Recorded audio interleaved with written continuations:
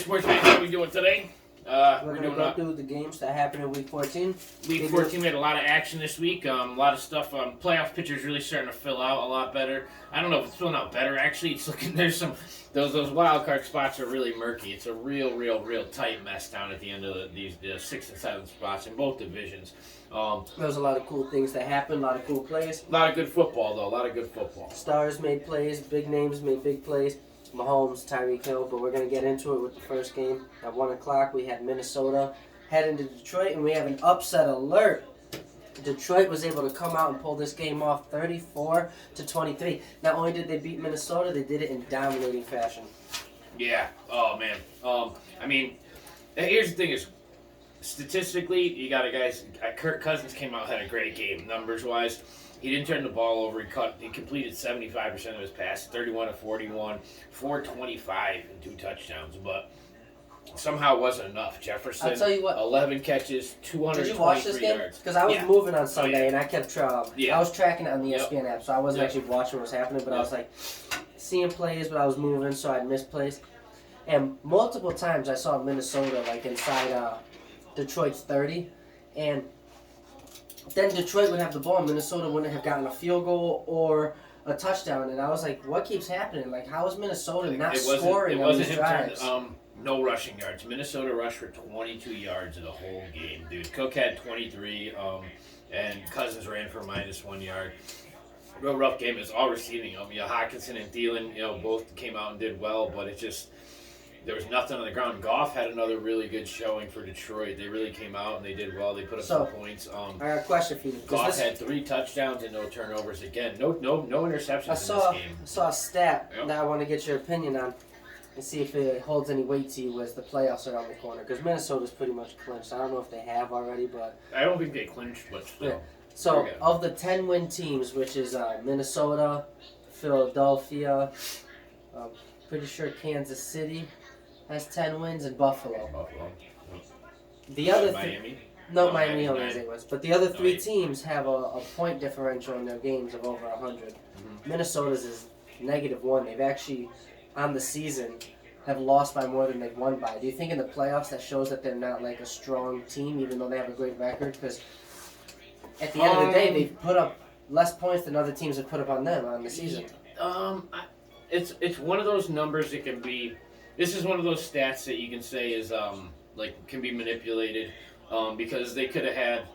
Here's the thing: is you could come out and win very dominant games. You could put up 17-3. Well, I mean, they 17-3. They did have the Dallas game. Yeah, but Dallas shit all over them. I think it was on Thanksgiving, was it? But you could come out and have a game where you win 17-3. Have another game where you win 20-10.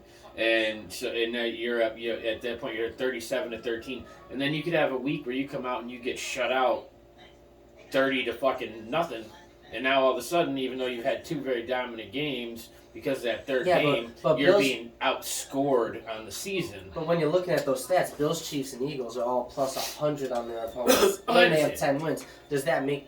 I think that makes them stronger playoff teams than Minnesota. I'd have more confidence in those teams beating Minnesota. I think Minnesota doesn't look like they're dominating teams. Dalvin Cook really hasn't got going.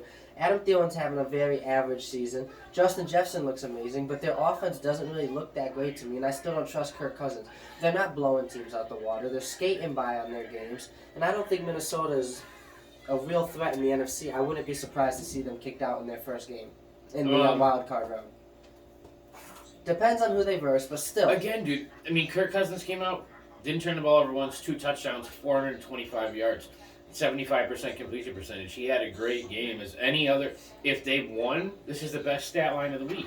But because it was in a W, I mean, it wasn't. Yeah, it wasn't a fucking win.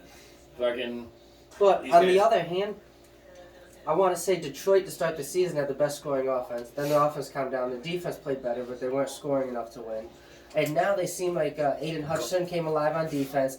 Goff's doing well. He's got his pieces back. Goff's had 6 touchdowns in the last 2 weeks. This is the real story I want to talk about with Detroit. Sorry, I got excited about that one. Still, their first-round draft pick, Jameson Williams. they drafted a man with the rookie? with the leg issues, Yeah. and he didn't get to play No, to start the year, and he didn't play all year Caught their until first last touchdown. week. Last Week was his season debut, and he caught a 41-yard touchdown. looked Jameson really good. Williams made his NFL debut. It's the only ball he caught on the game, but he made his mark known on the game. He made a huge play. Detroit's offense played well. Their defense played well. And DJ Chark had 6 catches for 94 And I yards saw and a some- touchdown. I do want to get to the next game, but I saw something else I want to get your opinion on. It was a ranking of all the teams with like a custom-made power rankings. It wasn't like the traditional 1, 2, 3, 4, 5. They had categories. They put every team in a category. Detroit was ranked as a team you don't want to make the playoffs because they're good. If you're like a playoff team. I think Detroit has tons of weapons over there right now, offensively. Defensively, Hutchinson's been a great rookie, a great draft pick. They have a lot of, some other guys over there are really doing well. I think the scariest part of Detroit really is their offense, because you're looking at Chark, you're looking at St. Brown, you're looking at Williams, you're looking at Swift. These guys have a lot of talent behind Goff, and Goff's able to. And now you got Jameson Williams in the offense. And so Goff's able to work with all this stuff, dude. And it depends which Jared Goff, I think, shows up to play the game. Because, again, the last 2 weeks, he's had 6 touchdowns. He's only had 1 turnover. He's came out, he's played strong. But then you get the Jared Goff that comes out and looks like he should have got benched, in the Super Bowl, that guy. I think this is one of those things where it really depends on his state of mind and how well he plays. The offense revolves really around him. And, again, I think their offense is the scariest part of this team,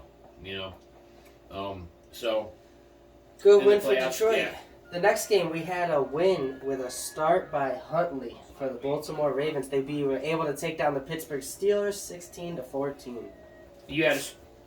Huntley didn't finish this game. He came out mid-game. Huntley only went 8 for 12 and 88 yards.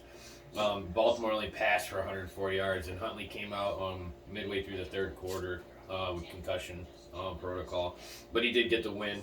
But this really was a Dobbins show. Both quarterbacks came out.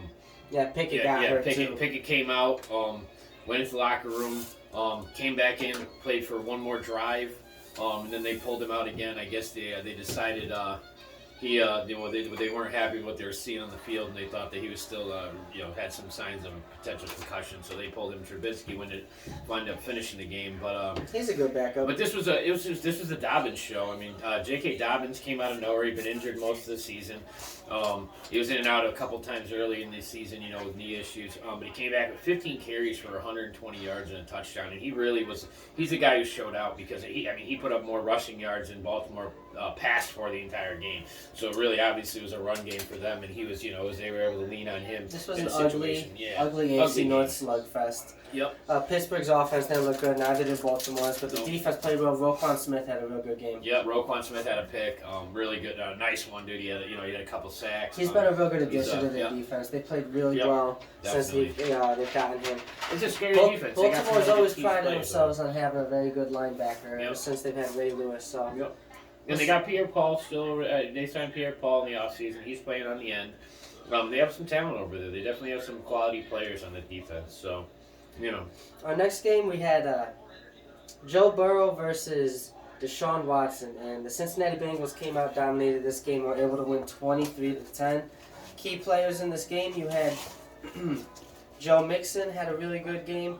And Jamar Chase had a real good game. Joe Burrow came out, did his thing, and the Bengals kind of were in control the whole time. Deshaun Watson had a terrible game. Watson looked like shit. The whole running game was shut down. 2 times in a row. The whole running game was shut down. Chubb only had 34 yards on 14 carries. They really contained the running game, and Watson just doesn't have. Peoples-Jones and Peoples-Jones had a good game. He had 8 catches for 114. But Watson doesn't have his rhythm yet. He put up better stats this game, but it's not. The passing game's not there yet, and with Chubb not being able to run the ball, they were pretty much just shut down all game. You did have, a lot of, Burrow came out and pretty much. For Burrow, I don't want to say it was a bad game. It was more of like an average game for him, the way he's been playing. He had an average game. But Chase came back at 10 catches for 119 and a touchdown. Mixon came back healthy this week for what had 14 for 96 yards, I think. Logan Wilson on defense did 17 tackles. He had 14 solo and 3 assists and a half a sack. He was all over the fucking field for them. It was a very good, very dominant showing.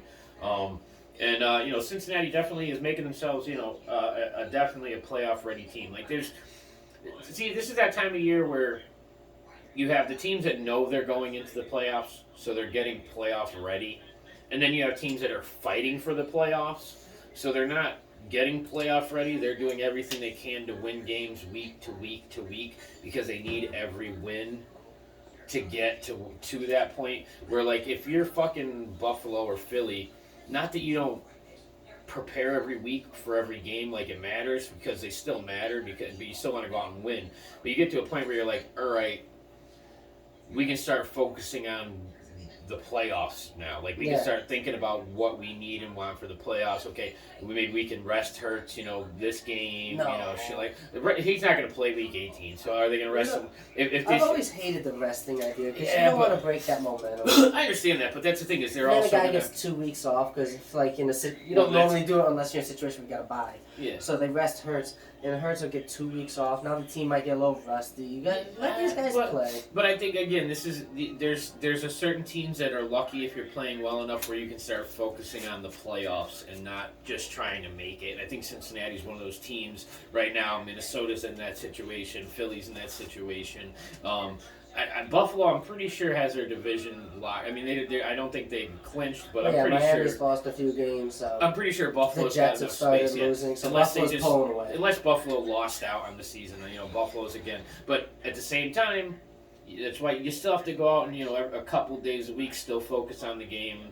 Ahead of you, but you can look a little further down the road with some of these teams, and I think that's helpful.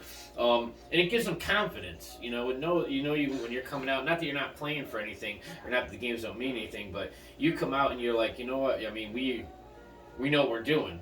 We've done this enough this season to where we know what we're doing. We've already got a playoff spot. Obviously we're contenders, and that's Cincinnati's definitely a contender at this point. I know they're one of your favorites to fucking go to the Super Bowl. I like Joe Burrow. Joe Burrow's typically I pick the Colts quarterback to be my favorite, but I'm not going for Matt Ryan. Joe Burrow's definitely him and Jimmy Garoppolo about my favorite quarterbacks in the NFL, but Joe Burrow's on another level. So, I didn't realize this. I don't know why I didn't realize it. I guess I just didn't think about it at the time. I'm looking forward to the next game we're going to talk about. Josh Allen, Mayfield, and Lamar all came out in the same draft. Yeah. And Mayfield went first, Allen went third, Lamar went eighth. Imagine if Cleveland, 5 years ago, with the talent that they had drafted Josh Allen instead. You're talking Jarvis. You're talking Jarvis. You're talking Beckham. You still had Hunt and Chubb, and you signed Austin Hooper that year off a 73 10-yard fucking or 10 touchdown season. That offense, Josh Allen, because Buffalo's really only become a contender in the last couple of years once they got him all the weapons. I think it was. Imagine if he came into that roster that Mayfield had. I don't think it would have worked. I think it would have been insane. The reason why I don't think it would work is because I think Cleveland's got a problem with their front office. I don't think they hire the best coaches. I don't think Cleveland has the best offensive coordinators are a problem. I don't think Cleveland has the best scouting team or make the best moves. Or a prime example is the Watson move, right there. Even if Watson turns it around next year, they gave him $240 fully guaranteed with this dude having a pending case. He took an 11-game suspension. They just paid him a ton of money this year, and the guy barely played. They lost their playoff hopes because he didn't play all year, and then the past 2 weeks when he did play, he looked awful. Josh Allen, part of the reason why he is who he is because he went over to a team that started turning their fortunes around. Sean McDermott is a very good coach. The Bills have brought in good players. They built the team correctly. They've done really well. They've drafted Tremaine Edmonds. But they brought over Von Miller. They made the trade for Stephon Diggs, which was huge. Cleveland 5 years ago.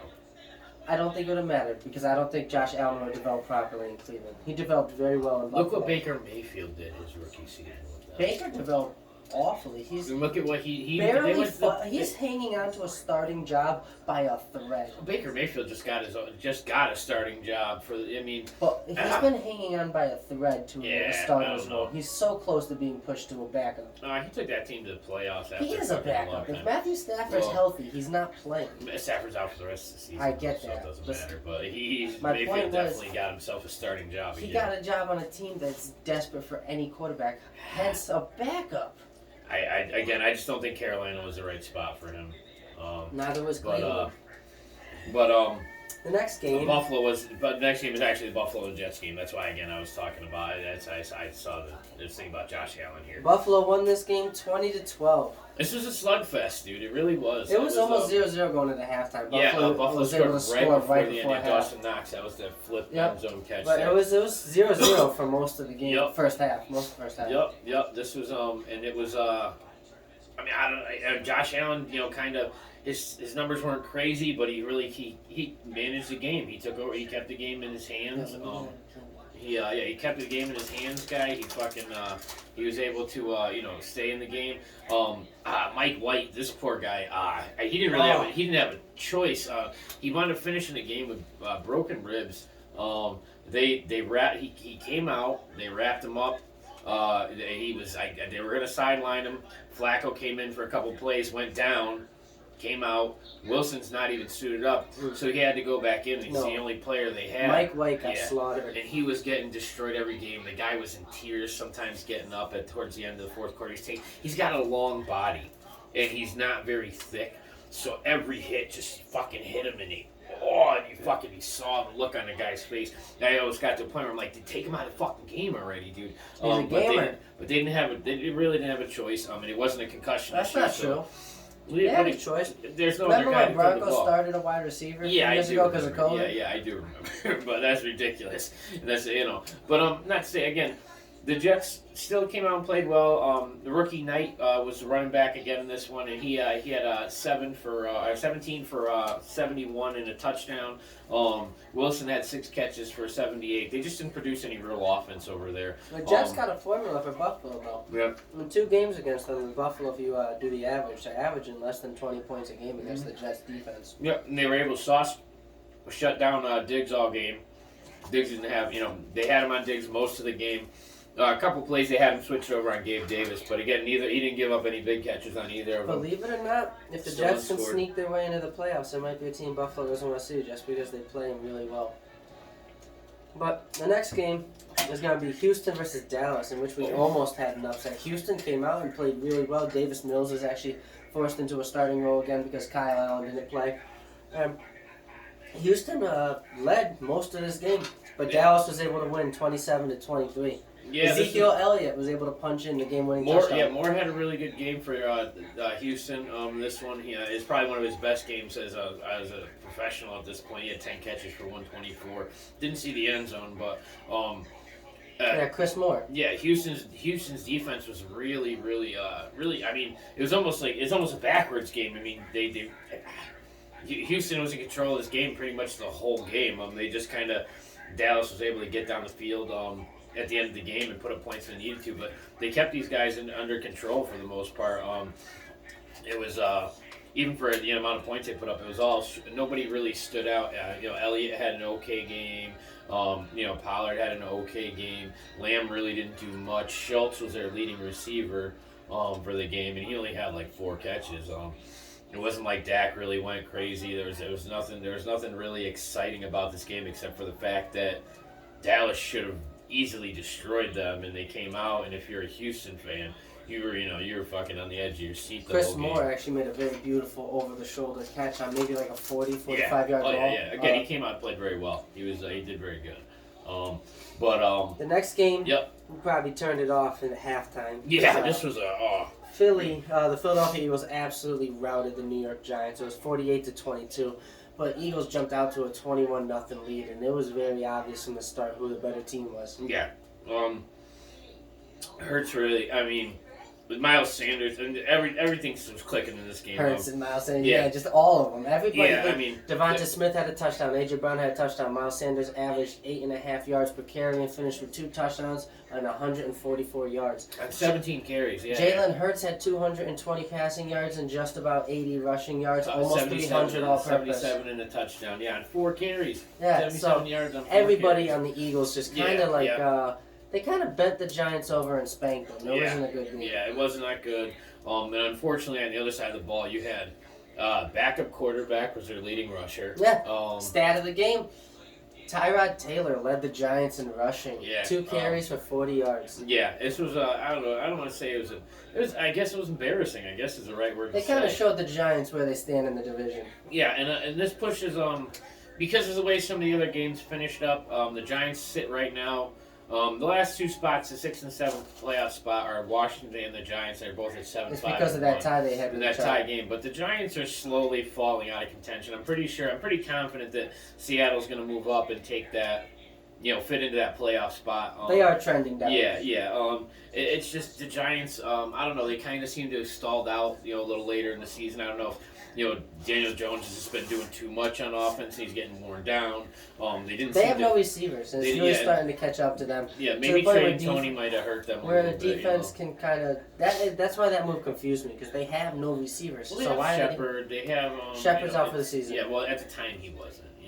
They planned on him being their number 1. And they did. Which isn't a strong number 1. He's a slot guy. I know, but it's what they got. But they really haven't. Saquon the last couple weeks hasn't really been a big part of the offense. I don't know why. I mean, he was doing so good. So unless there's some kind of, it's reason they're not leaning on him more, I just don't get it. But on the other side, Philly just again is making themselves look like a more Super Bowl ready team. Every week. Again, this is one of those few teams that gets to enjoy the luxury at this point with the one loss of being, pretty much just looking forward to the playoffs. There's no reason they're not going to get in. It's just, whether or not they get the last of the 1 o'clock games brings us to Jacksonville versus Tennessee. Upset. I called the upset on this one. Yeah, so Jacksonville won this game 36-22. It was a tale of the first quarter than the rest of the game. In the first quarter, Derrick Henry was able to put up a touchdown and 100 rushing yards. Made Tennessee look real dominant. Derrick Henry ended up finishing with 121 on the game as the Jacksonville Jaguars came out, shut down Henry, and dominated the remainder of the 3 quarters. Yep. Oh, yeah, definitely. This was one where Trevor Lawrence, it's funny because it's a roller coaster. 2 weeks ago, he came out, he played great. He had that game-winning drive at the end of the game. Boom, boom, boom. Then last week, he came out, dog shit. He's on the injury report this week as questionable to play even. Came out and showed out. He put up 30 of 42 for 368 and, 3 touchdowns? Yeah, 3 touchdowns, no turnovers. Ingram, like you were saying earlier, established that he's still a very viable target and player in the game. Zay Jones, and even in a game where Christian Kirk had, he kind of, I don't say he took the game off, but I only think he had like 3 catches. The other guys, guys caught plenty of balls. Jacksonville reminds me of Detroit. There are these teams that are a work in progress, and they can actually be pretty good in the near future. But both these guys had great plays. Ingram and Zay Jones, both the touchdown catches were awesome. Tennessee's been losing lately, and Jacksonville's 5-8. Yeah, and I don't want to say that Jacksonville's going to take division because Tennessee probably will take it, but I've seen wonky stuff happen in the NFL. Yeah, but Jacksonville, no rushing. 60 yards in this game total, and that half of it was on Lawrence scrambling, but it was still a very good game on Jacksonville's side. On Tennessee's side, you really wanted to see more, but you just didn't. Unfortunately, well, you wanted to see Henry go over 200 this game after that first quarter. Yeah, it just. I think he actually at the end of the first quarter, I think he had 96. By halftime, it was only like 104, 105. I think he had 25 in the last 3 quarters. He rushed for 13 yards in the second half, so it was it was pretty bad. It is what it is. I was excited because he came out and he looked so good right away. I'm like, oh, it's gonna be one of those games where he puts up 300 fucking yards. What's the problem in Tennessee? they don't have receivers. You got No. Treylon Burke, the rookie, Yeah. and he'll have a game every now and then. Yeah. And it was like Yeah. where it's not even like a dominant game; it's just No. a good game. Yeah, he's a rookie. And then, you're like, oh, he's playing well. So what these teams can do when they figure this out is play man coverage, and you don't have to drop the linebackers at all. Just find the hole and get Henry. Find the hole and get Henry. And they literally just trust, every team just trusts their corners to man up these receivers. And if they get beat here and there for like a 15 or a 20-yard play, they're like, all right, do it Yep. again. Like, we don't have faith that you guys can do this over and over again to No, us. and they haven't proven that they can. So, I mean, it's understandable. They kind of deserve that. But what are you going to do? It's a shame. Tennessee's got to start winning if they want to, be taken seriously as a playoff Another team that's trending down. Yep. Want to take us to a 4 o'clock game? 4 o'clock game was it was a pretty impressive game. It's a game you didn't expect to be good. This is Denver put up their. This is Kansas City versus Denver. Denver put up their highest point total in the they Season. Lost 34 to The 28. entire season. Yeah, Denver lost 34-28, but this was a huge defensive showing by Denver. Russ wound up playing about 3/4 of the game. He came out with a concussion. But one of his best games of the season as well. Jerry Jeudy had 3 touchdowns on 8 catches for 73 yards. One from Brett Rippey in the fourth quarter. But on the other side of the ball, Mahomes, these guys, they just kept. I mean, there's a huge defensive touchdown in this game that pretty much was the difference in the game. Mahomes made plenty of mistakes. 3 picks in this game from But Mahomes, he also did a lot of good too. He had 3 touchdowns and over 300 passing yards. 352 for 3 touchdowns. McKinnon had a great receiving game in a game where again Kelsey was kind of quiet. Smith-Schuster and McKinnon, really stepped up and were great targets. Schuster had 9 for 74 and a touchdown, and McKinnon had 7 catches for 112 and 2 touchdowns. And he really, these guys came out and they balled out again. Josie Jewell, 10 tackles, 2 picks. Really good game. Again, Denver put up. I mean, you saw a little life out of Denver this game. There was a point in the second quarter where. There's a point in the second quarter where Russ actually looked like the guy they expected him to be. That offense was really clicking. A lot of for rushing a while. yards too. 57 on 4 carries. Yeah. He had but it's just again, he came out. They had to finish the game with a backup. Their defense did their best to hang in there. I think that's the difference actually. Now I think about Russ's career is when Russ was young, he could put up a 100-yard rushing game. He could put up 80-yard rushing Oh yeah, games. he was a rushing game. He's not moving like he used to when he was young. No, but So that changes a lot of who he is. Russ was like a big improvised play guy. Should have got sacked, ran around, found a receiver downfield, and now he doesn't really have that ability anymore. He kind of slowed down a little. I'm not calling him slow, but he kind of slowed down a little. Oh yeah, definitely. But what I will say in his defense is, one of the only arguments I will give him, because a lot of people are like, oh, he looks like dog shit. He looks like dog shit. He does look like dog shit.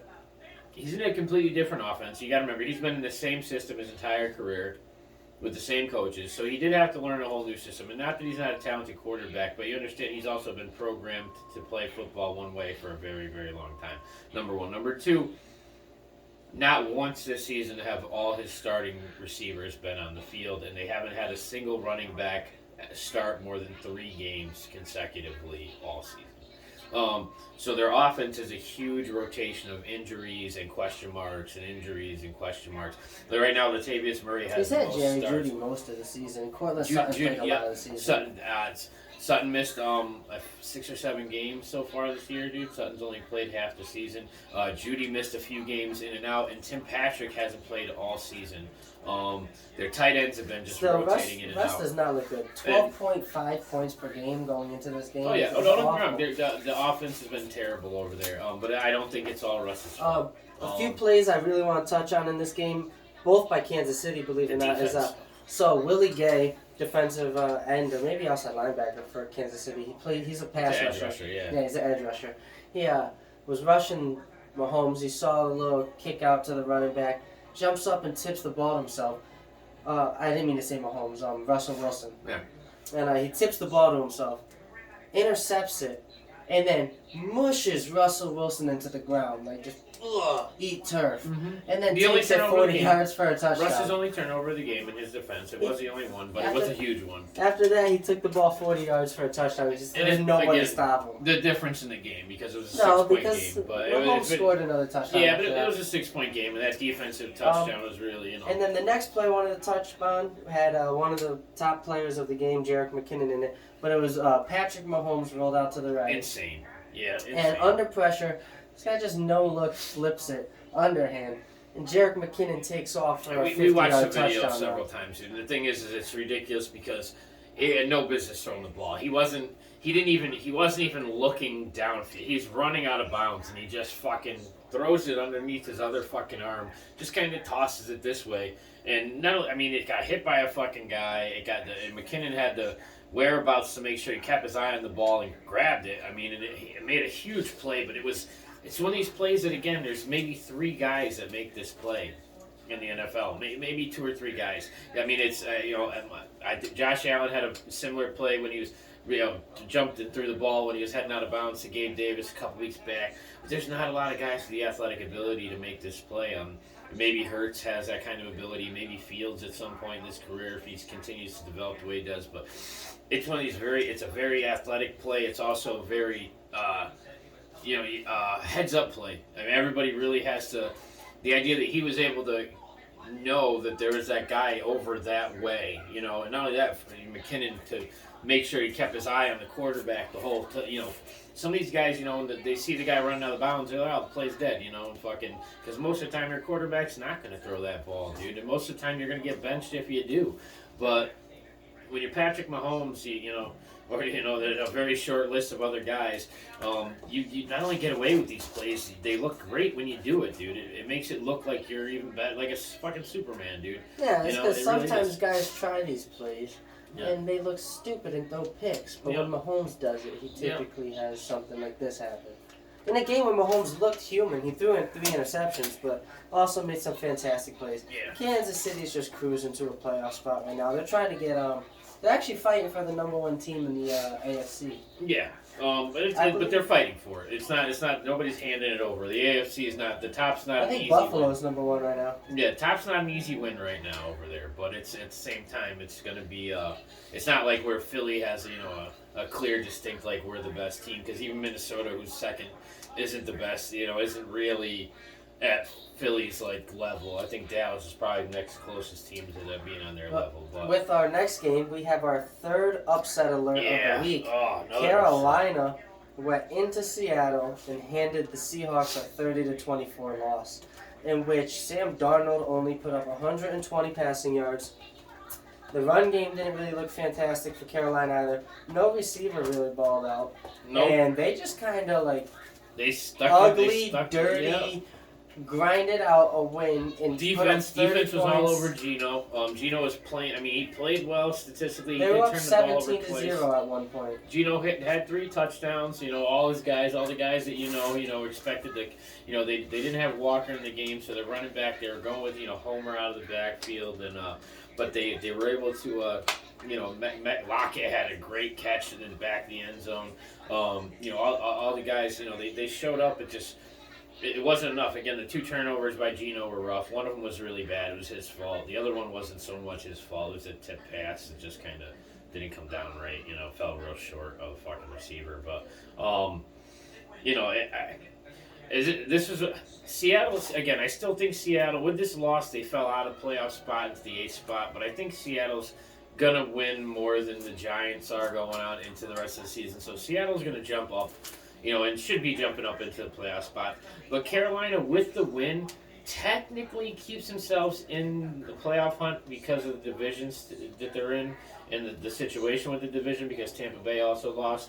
So they're only 2 games behind Tampa Bay in the division. They're Carolina's still relevant. Yeah, Carolina and has the same record as we do right now at 5-8, and they have And Tampa Bay is 6-7. Yeah, it's again, with that loss, they stay. We're all right on the heels, so they have some. They're playing for something. I mean, they're a team that pretty much fire sailed their team. in mid-season. They traded Robbie Anderson, and got rid of McCaffrey. I know they're looking at it Yeah. like, hey, Yep. we might be able to win this shit show of a division. Yep, and that's the thing is now. But speaking of that, it brings us to our next game in which Yeah. we had Tampa Bay head to the Golden Gate city of San Francisco, and the Niners and Brock Purdy absolutely whooped Tom Brady's ass, 35-7. Not an upset, but the game was upsetting because if It you was watch somewhat the game, upset. Yeah, the Niners were favored to win, but there was a lot of Brock Purdy versus Tom Brady. It's hard to bet against Tom Brady in that matchup.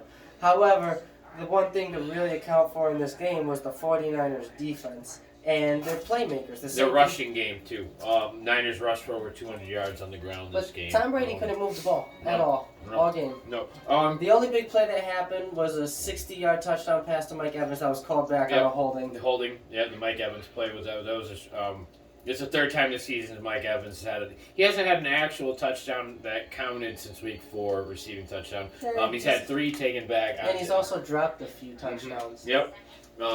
But a few huge things happened in this game. Number one, Purdy came out. He played efficiently, but he also got hurt. Purdy played a pretty damn near perfect game. Yeah. He had 139 passer rating, I believe. 16 of 21, 185, 2 touchdowns, no turnovers, but he did not finish the game. Damn near perfect. He's going to be listed as day to day. He's definitely He's definitely got himself injured. McCaffrey again came out though. McCaffrey was great in the backfield. 14 carries for 119. You knew he was going to be good and in a touchdown. Shanahan's offense. Yeah. But what I want to mention is Darrell Greenlaw on the other side of the ball. Dre Greenlaw. I said Darrell. 15 tackles, 10 solo, 5 assists, and a pick. He got it all over the field. Dude. Team with Fred Warner. They've got great linebackers. Oh yeah, Warner had an insane game himself. These guys, it was just they were all over Tampa Bay. Vita Vea came out on the first drive. That defensively, that definitely hurt him. It definitely opened up, the middle of the field. That made it a little easier for McCaffrey to, get up in the middle there. Without Vea up in the middle, it's not like they have Sue still or anything like that. These guys. So I mean, really, he's their rock in the middle of that defensive line, and with him gone, it was a pretty big hole. And they just weren't able to really fill it. And but it was such a lopsided game. I mean, it was even when Brady had 54 attempts, I think, in this game. And it's but there's nothing on that side of the ball for these guys. It just really wasn't there. It's not something you say too often, but unfortunately, Niners look like one of the best teams in the NFL because I don't know too many teams that you could lose quarterback after quarterback and still play this well. So it's a lot tough. of respect to that 49ers roster. It's built really well. Well, it's funny because it makes you everybody says, okay, quarterback's the most important position. It is, and they say that, but I think it depends on your coach and your offensive scheme. Because there's these teams that there's some teams where guess what, running back's the most important position because the way their offense is run, and because of the way it's set up. Running back's not the most important position on any team with a really good quarterback. Yeah, but again, I think it depends on the kind of offense you run. Because I mean, this is a team where how important is a quarterback when you've had 3 different starters and every one of them has been successful. The best Adrian Peterson's ever played in his career is when he had Brett Favre. When he had a great quarterback, it just made a great running back even better. That was the year after the ACL, right? Yeah, and he came back and he led the league in rushing. Yeah, that was a good season, definitely, hands down. They also had the receivers other Percy Harvin and I can't remember who the other receiver. LaDainian Tomlinson had Drew Brees and Philip Rivers. Yep. You look at a lot of great running backs, and they all had really good quarterbacks. Yeah, but Edgerrin James is one of the best. He had Peyton Manning. But if you have to look at them individually because it could be a chicken and the egg situation. And then you've got a situation right now where Troy Aikman didn't make Emmitt Smith. Emmitt Smith made Troy Aikman. No, that O-line made everybody. Yeah, but Troy Aikman... And no, they had talent over there. Michael Irvin was really good. Troy Aikman was really good. Emmitt Smith was really good. Troy O-line was really good. They had Deion Sanders. If you go back and look at Troy Aikman... That Dallas team was loaded. Nope. Troy Aikman gets all... I don't want to take anything away from him, but Troy Aikman gets... If you go back and look at his stats statistically, he had mediocre seasons compared to the play nowadays. To the point where his stats aren't going to get him into the Hall of Fame. It's going to be the Super Bowls and the team he was on The most that important get him thing. into. It's not going to be The most his important. stats. That's His- the most his important stats as a stat in quarterback. football. I hope you know that. The most important stat in football is Super Bowl Then wins. Tom Brady's the best player to ever play the game. Yeah, who's Ever did play that? the game. Ever play the game. I do not like Tom Brady Ever. at all. I don't like Tom Brady, but you know what? You can't deny that Tom Brady is the best player to ever step foot on a football field. He's won 7 Super Bowls. He's been to 10. Best player. That's the most But- important stat in football. You play the game to win. But But we've gone too long. Again. Niners dominated. The next game was the Sunday night game. Miami played the LA Chargers, in which the Chargers defense kind of shut down Miami all game, and the Chargers kind of cruised to a 23-17 win.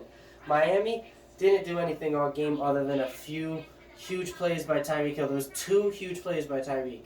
One was one of the craziest plays I've ever seen. It wasn't so much skill as well as like fortunate. Was it Mostert or Wilson fumbled? It was Wilson. Yeah, It Wilson wasn't as fumbled. much skill as it was fortunate. Real heads up play. Heads up play. Very And also a great showing of how fast Tyreek Yeah. Hill is. great heads So, up play. A lot Jeff- of guys give up on these plays. A Yeah. lot of times, once usually when there's like a fumble like this, half the guys don't even know the ball's on the ground. But you know. regardless, Tyreek picked it up, and there was a few defenders downfield that should have got him, but Tyreek was able to showcase how fast of a It player almost he looked like an was. end around because the way he picked it up on one side, the ball came out of this pile of guys. Again, Wilson fumbled the ball, and it came out underneath some legs, and it was on the ground, and he just scooped it up and then went all the way around everybody and up the whole fucking other sideline gone. And there's plenty of guys cutting across the backside of the field who should have been able to cut him off, and he just blew him the fuck out. Really, I mean, he's the fastest guy in football for a And reason. then they were able to hit Tyreek Hill on a 60-yard catch. Other than that, they did nothing. They had 17 points. The Chargers looked better. Herbert, comfortable in here. Really looked good. Confident.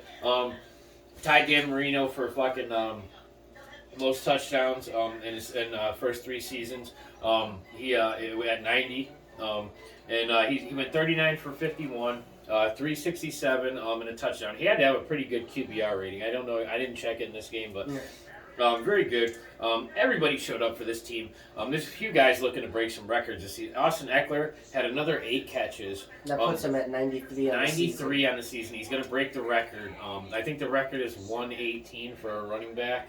He got 4 games? Yeah, he's on pace to do one. I think it was like 142 or something like No. that. Like it's He has 4 disgusting. more games. Yeah, 4 more. What is He was that's a at quarter of the 93. season. Yeah, and so you take a quarter, take what he's got, divide it by 3. It It's was gonna be 120. so it's another 30. So okay, about 125 or something like that. But either way, he's on pace to break the record. And he's consistent check down back. He's a great reliable target in the backfield. But downfield, between Williams and Keenan Allen, he still had 18 passes. These guys caught 18 balls. So Williams only had 6 for 116 and a touchdown, but Keenan Allen was a reliable target all game. Caught everything he threw at him. He caught a touchdown that got called back too, or else his stat line would have been even a little higher. But he caught 12 balls for 92 yards officially. The guy's got a very reliable offense around him when they're all healthy. That's 2 losses in a row for Miami. Yep. Chargers are still fighting for a playoff spot. I Chargers think are they trending have one up right though. now. Again, this is one of the first games where Eckler's in the game healthy, Allen's healthy. Because outside week 1, Allen and Williams haven't played together in a game since this week. So it's one of those things where they haven't. I don't know how I feel about the Chargers. They're a team that confuses me. I think their offense is very strong. I think their They defense is confuse me a lot. I think their defense is a huge question mark, and I think that's why. It doesn't really make sense why. They brought in J.C. Jackson. They brought in Khalil Mack. They have Joey Bosa. Yeah, but again, They have Asante Samuel Jr., who's really good young. Here's the thing: is Khalil Mack still Khalil Mack, or is he just a name at this point in his career? He's not young I think anymore. he's getting kind of washed. He's not young anymore. He's not. They're not rushing him off the edge. Bosa's the edge rusher. No, he's on both sides. Yeah, but they're not. They play him back. And because of that, he's not efficient. He's more of an edge rushing linebacker than he is a fucking like a cover back or middle of the field guy. He's not. He's never been that guy. And Bosa's that guy over there, and they don't use him right. So it's their defense just isn't. I don't want to say it's not good because there's guy, but I don't think Khalil Mack is the guy he was a couple of years ago. He's going in his 10th season. He's not a spring chicken anymore, and these defensive guys, especially guys like him, that played every snap for the most part for his young career, have taken a beating, dude. He's starting to wear himself down, and it happens. But on the other side, Miami, too. I don't know. I mean, it was. This is one of those games where again, Tua. You expect a lot from Tua every game now, and it's Tua finally had a loss, 2 in a row. He didn't put up much points in either of those 2 losses. But it's not. It's just the guy's. He's human. This happens, dude. I mean, he's done more than enough, stuff this year. He's still in that talk for MVP. I don't know if he's at the top of the list anymore. Honestly, I think Hurts is probably making a good argument for potentially, taking over the lead MVP. I still like Josh Allen, but I think Hurts is going to be might be the guy people are leaning on right now, especially if they don't, lose too many more games the rest of the season with the caliber of offense that they've been putting up. Last game on the slate for the week was an ugly game, but a huge game for certain reasons. This was a New England-Arizona game where New England won fairly convincingly, 27-13. A lot of silly shit in this game. No real big stat lines.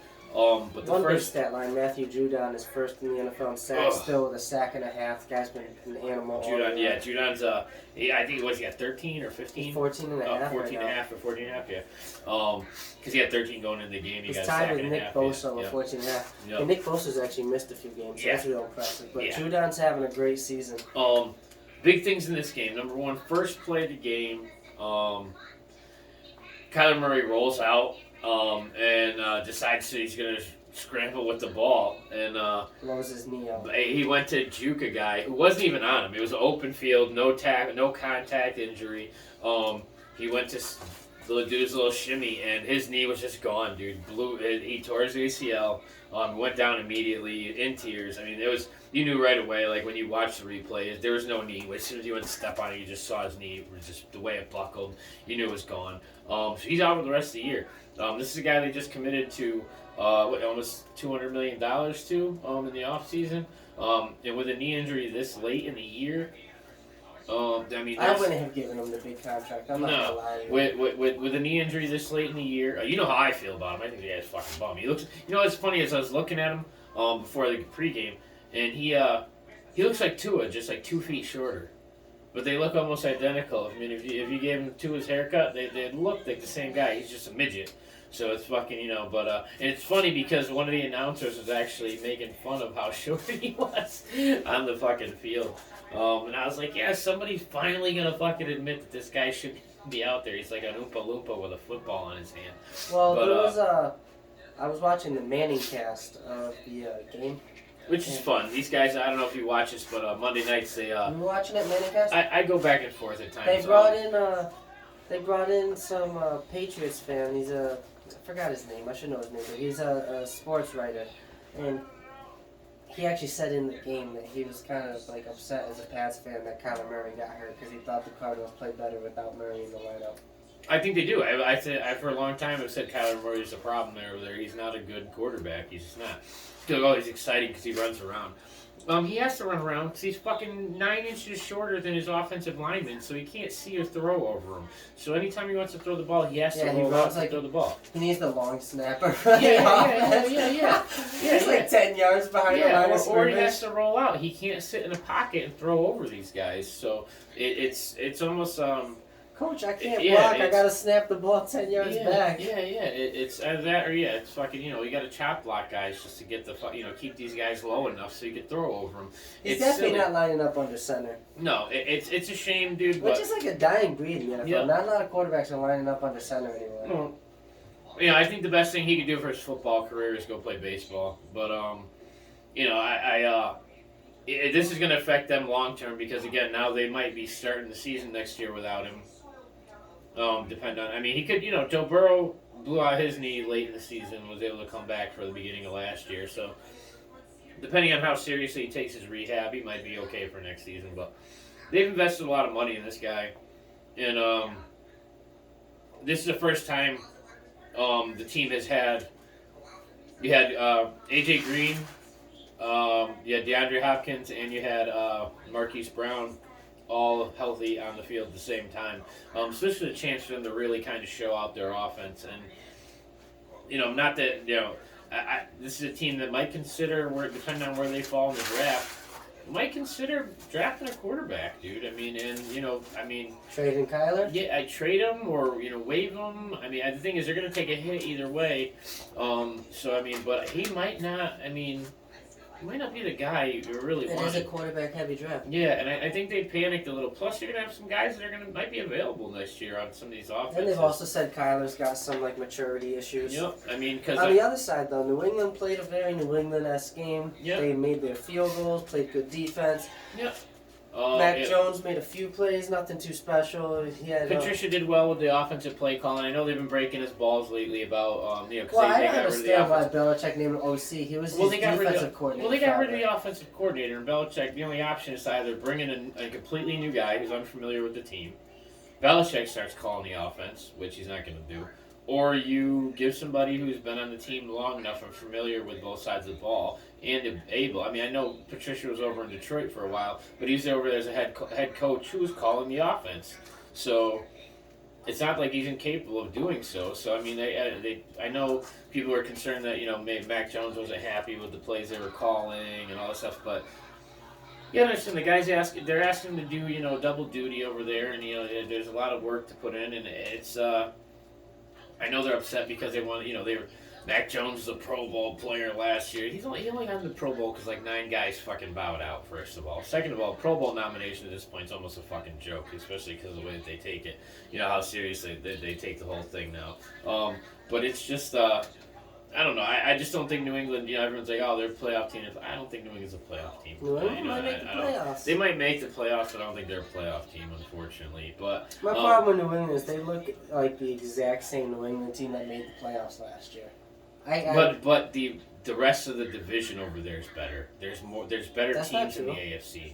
There's better teams in the AFC. That's not true because they're above the Jets. Yeah, but look at where and they beat the Jets both times they played the Jets. Look at where Miami is. Look where Buffalo is. And at the same time, I think the AFC is a better. The Jacksonville really has a shot at making the playoffs, and Carolina. The Chargers. So and both those teams could very easily, and they're not even divisional teams, bump these guys out. But I think the AFC is they definitely have. Again, that 6 and 7 spot, and both sides are very murky. It's a little more murky in the AFC because I think the NFC. I think the NFC, the only team that really murks it up is that Washington, Giants, Seattle, and those ties. Where I stand with New England is I don't really think New England has the most talented roster. The receivers, they're amongst the worst in the league for best receiving core in the NFL. Yeah, Jacoby Myers is out. Even with Devontae these guys Parker healthy, I don't hold a lot of respect on their receiving core. Their running backs are pretty good, but they don't have dominant running backs. They play good defense, and they made the playoffs last year with a very similar roster. Belichick is the greatest coach of all time. This guy has the Super Bowls on it, and now he's winning, potentially making the playoffs 2 years in a row with, I will say, one of the worst rosters in the NFL. That's pretty bad. Other than a few really good defensive players like Matthew Judon, they just shipped off J.C. Jackson, who was their interception leader last year, and they're doing just fine. Belichick is a genius. Oh, he's a great coach, man. He is definitely. That's why. Because New England's a team without Belichick. I can see them going 2 or 3 wins without Belichick. Even questioning, his choice to make, Patricia an offensive coordinator might wind up being great. Who knows? But either way, those are our stats for the game. Those are our games this week. We do have our Week 15 game, Thursday night preview coming up in our next segment. In the meantime, we'll see you guys on the next video. Have a good one. Everyone have a good night.